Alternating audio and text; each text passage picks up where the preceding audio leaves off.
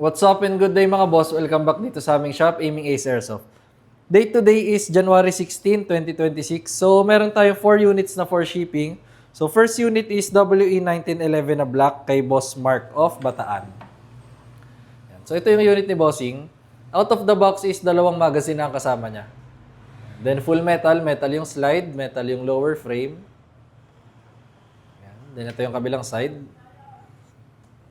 So guys, dun pa lang sa may extra magazine, sobrang sulit na. Kasi magkano rin extra magazine? As around 1.5 din ng 1911. So try natin. Slide lang. Tapos, next magazine, try din natin.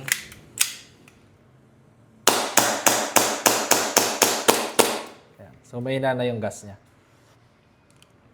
Tapos, next unit is WE Glock 35 Gen 4 kay Boss Ian of Palawan.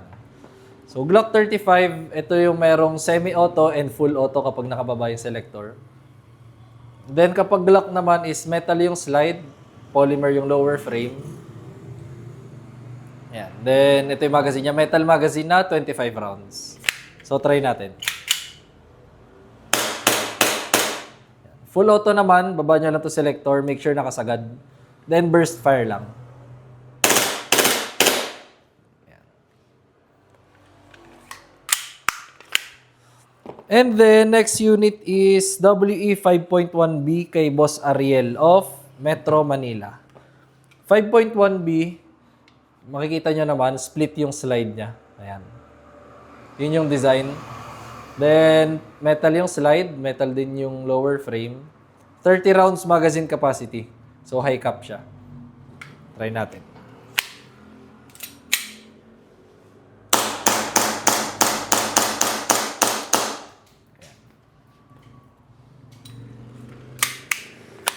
And then, last unit, ENC 1103 kay Boss Jobert of Agusan del Sur.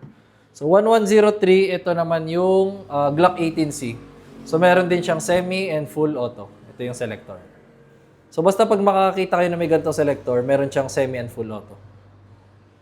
So, try natin.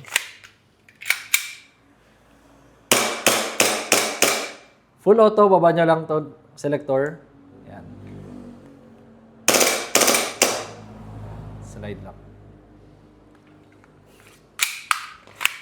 So, ayun lang mga bossing. Process na rin namin to shipping. Then, if may inquiries kayo, message lang kayo sa aming page, Aiming Ace by CJO. Thank you.